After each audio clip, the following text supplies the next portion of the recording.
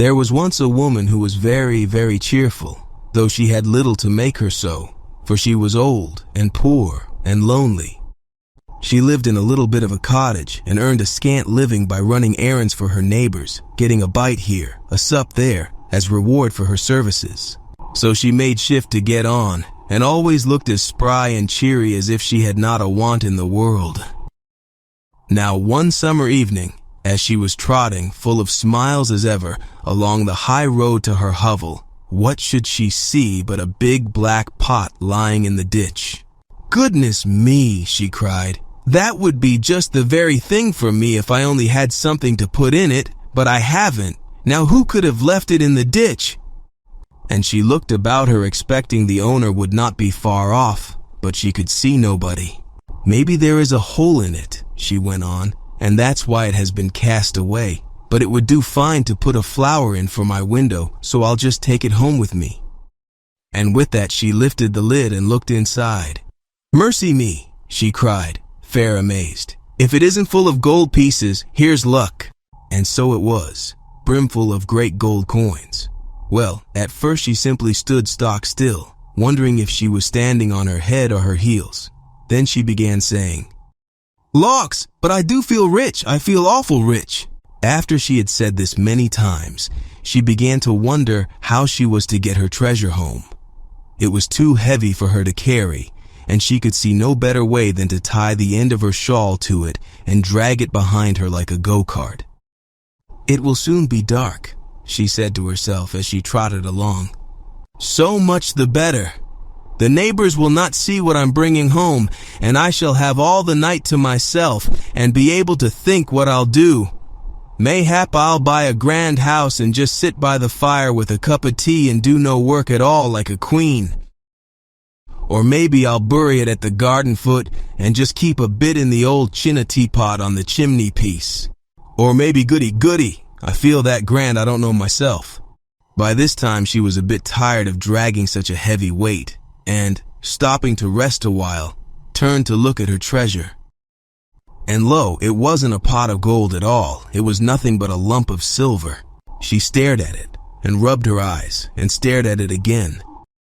"Well, I never," she said at last. "And me thinking it was a pot of gold. I must have been dreaming. But this is luck. Silver is far less trouble easier to mind, and not so easy stolen. Them gold pieces would have been the death of me, and with this great lump of silver." So she went off again planning what she would do, and feeling as rich, until becoming a bit tired again she stopped to rest and gave a look round to see if her treasure was safe, and she saw nothing but a great lump of iron. "Well, I never," says she again, "and I'm mistaking it for silver. I must have been dreaming. But this is luck. It's real convenient. I can get penny pieces for old iron, and penny pieces are a deal handier for me than your gold and silver. Why, I should never have slept a wink for fear of being robbed. But a penny piece comes in useful, and I shall sell that iron for a lot and be real rich rolling rich."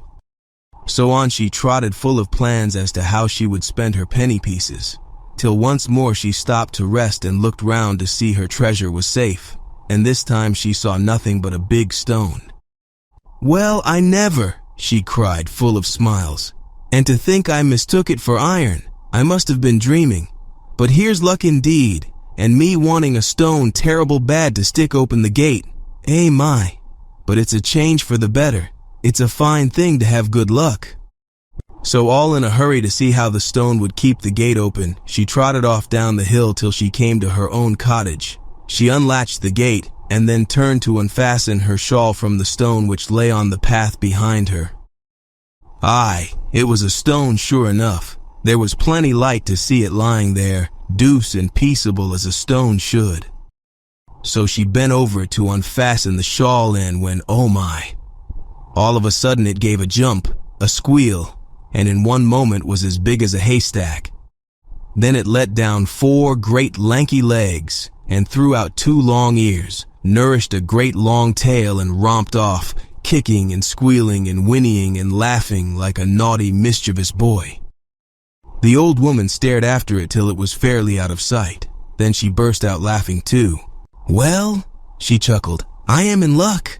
Quite the luckiest body hereabouts. Fancy my seeing the Bogey-Beast all to myself and making myself so free with it too. My goodness, I do feel that uplifted, that grand." So she went into her cottage and spent the evening chuckling over her good luck.